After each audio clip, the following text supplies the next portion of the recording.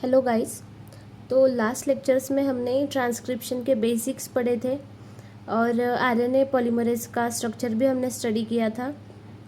Now we will start with the thing that is promoter. ठीक है, तो ये जो प्रमोटर होता है, ठीक है, प्रमोटर इज़ अ सीक्वेंस और promoter is a site where the RNA polymerase binds. ठीक है, और उसके बाद ही ट्रांसक्रिप्शन का इनिशिएशन स्टार्ट होता है। ठीक है, तो ये जो प्रमोटर है ई कोलाई का, हम प्रोकैरियोट्स के बारे में पहले पढ़ेंगे। ठीक है, ई कोलाई का, तो it is recognize by sigma factor 70। ठीक है, किससे रिकॉग्नाइज होता है? सिग्मा फैक्टर 70 से। ठीक है, अब हमने पढ़ा था कि आरएनए पॉलीमरेज जो है इट्स एन अपो एंजाइम। ठीक है, तो ये इसको डायरेक्शन देने के लिए, इसको स्ट्रेंथ देने के लिए, इसको गाइड करने के लिए we will required a factor. ठीक है, और वो फैक्टर कौन सा होता है? Sigma 70। Is it clear? Promoter है, it is 60 base pair long, है ना। तो यहाँ पे मैंने स्ट्रक्चर ड्रॉ किया है प्रमोटर का। तो ये जो मैंने इसको +1 लिखा है, ठीक है, तो ये है स्टार्ट साइट।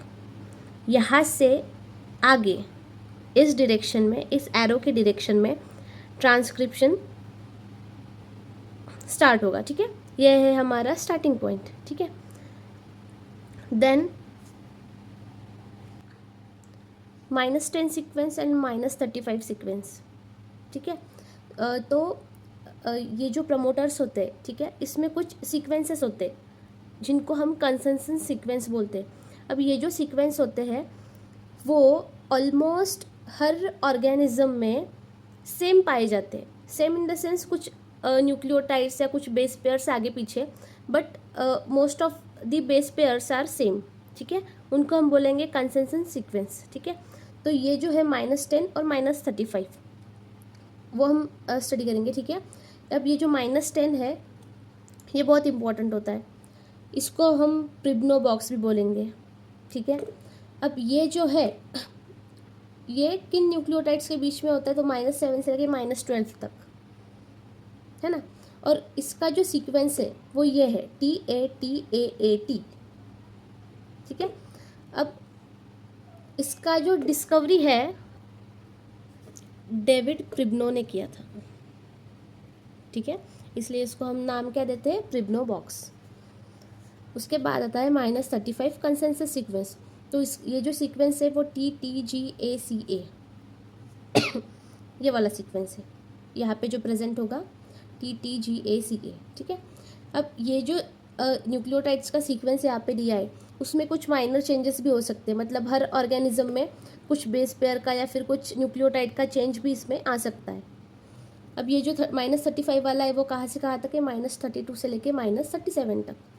उसके बाद में जो ये वाला पोर्शन होता है दो कंसेंसस सीक्वेंसेस के बीच का, उसको हम बोलेंगे स्पेसर। तो ये जनरली रहता है -17 से लेके -19 न्यूक्लियोटाइड्स का।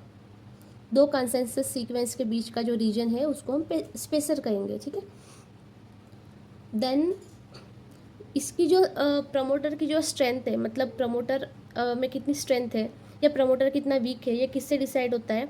तो उसके लिए भी कुछ फैक्टर्स रहते हैं, जैसे कि अगर कोई प्रमोटर है वो कितनी आरएनए ट्रांसक्रिप्ट, कितनी आरएनए कॉपीज़ बना रहा है।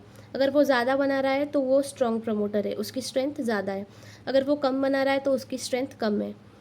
उसके बाद ये जो स्पेसर रीजन होता है उसकी लेंथ अगर -17 हो, मतलब स्पेसर -17 न्यूक्लियोटाइड से बना हो, तो वो एकदम परफेक्ट होता है, तो उसकी स्ट्रेंथ भी बहुत ज़्यादा होती है। जैसे कि और हम देखें तो जो यूक्रोमेटिन होते हैं उसमें जो प्रमोटर रीजन्स रहते हैं वो काफ़ी ज़्यादा हायर स्ट्रेंथ वाले होते हैं एज़ कम्पेयर टू जो बाकी के हेट्रोक्रोमेटिन वगैरह में जो रहते हैं उनसे। ठीक है, तो ये हो गया उसकी स्ट्रेंथ के बारे में। नेक्स्ट हम स्टार्ट करेंगे जो एक्चुअल प्रोसेस है। ठीक है, तो हम इनिशिएशन से स्टार्ट करेंगे बैक्टीरियल ट्रांसक्रिप्शन प्रोसेस में। ठीक है, तो ये क्या रहेगा? आरएनए पॉलीमरेज होगा। ठीक है, उसके साथ एक सिग्मा फैक्टर भी होगा, क्योंकि without sigma factor RNA polymerase तो एक्ट ही नहीं कर पाएगा। तो ये है आरएनए पॉलीमरेज। इसके दो रीजन्स है, रीजन 4 और रीजन 2, ये मेन रीजन है, ठीक है। रीजन 4 जो होगा वो -35 कंसेंसस सीक्वेंस के साथ इंटरैक्ट करेगा, और रीजन 2 जो होगा it will interact with -10 sequence. अब इसका काम क्या है रीजन 2 का, ये डीएनए मेल्टिंग कॉज करेगा -7 से लेके -11 न्यूक्लियोटाइड के रीजन में, ठीक है। अब इसमें कुछ कॉम्प्लेक्सेस भी फॉर्म हो गए इनिशिएशन के प्रोसेस में। तो फर्स्ट वाला जो फॉर्म होगा वो क्लोज होगा और रिवर्सिबल होगा, ठीक है। अब ये किससे बनेगा, जब आरएनए पॉलीमरेज और सिग्मा फैक्टर एक दूसरे से अटैच हो जाएंगे, एक दूसरे से अटैच होकर होलो एंजाइम बनाएंगे, ये वाला फॉर्म होगा क्लोज कॉम्प्लेक्स। ये रिवर्सिबल भी है क्योंकि ये बाद में अलग हो जाते हैं, इसलिए हम इसको बोलेंगे रिवर्सिबल, ठीक है।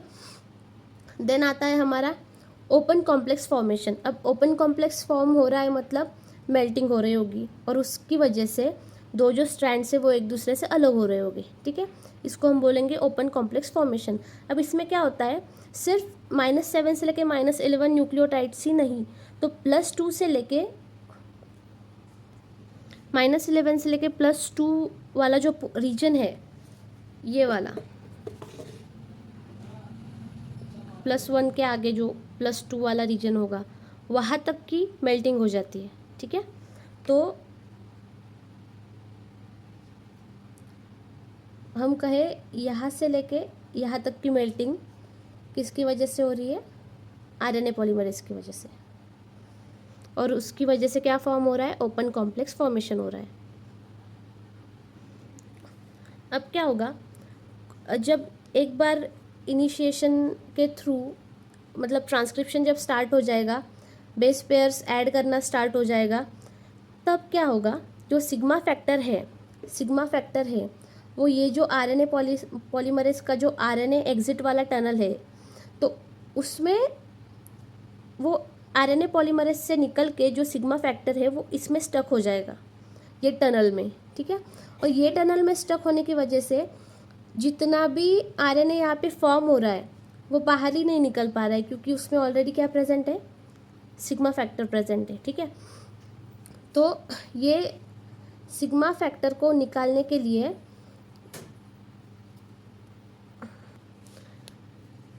उसके लिए बहुत सी बार 9 न्यूक्लियोटाइड्स के mRNA सिंथेसिस होगा, और फिर भी वो वहाँ से निकल नहीं पाएगा क्योंकि वहाँ पे सिग्मा फैक्टर स्टक है। हम इसको बोलेंगे एबॉर्टिव इनिशिएशन, ठीक है। मतलब बहुत बार क्या होता है, बस ये mRNA बनते जाता है बट ये आगे प्रोसीड ही नहीं कर पाता है, तो 9 न्यूक्लियोटाइड का ही mRNA बनता है बहुत बार, उसको हम बोलेंगे एबॉर्टिव इनिशिएशन, बट वो निकल नहीं पाता है, ठीक है। बट एक पॉइंट ऐसा आता है कि ये जो सिग्मा फैक्टर है वो इस टनल से निकल जाता है, mRNA एग्जिट टनल से बाहर हो जाता है। जैसे ही ये बाहर हो जाता है और 10th वाला न्यूक्लियोटाइड जब ऐड होगा, क्योंकि पहले का सीक्वेंस जो था वो 9 न्यूक्लियोटाइड वाला था जो स्टक हो रहा था, ठीक है। अब ये बाहर आने के बाद जब 10th वाला न्यूक्लियोटाइड ऐड होगा तब इनिशिएशन एंड्स होगा, ठीक है। और जब इनिशिएशन एंड होगा हम उसको बोलेंगे प्रमोटर एस्केप, मतलब पूरा का पूरा प्रमोटर आरएनए पॉलीमरेज ने एस्केप कर दिया है, अब वो आगे वाला रीजन में ट्रांसक्रिप्शन को कैरी फॉरवर्ड करेगा। सो ये हुआ इनिशिएशन तक। If you like this video please subscribe this channel, और मैं डेली ऐसे कुछ पोस्ट करती रहती हूँ regarding molecular biology. So if you subscribe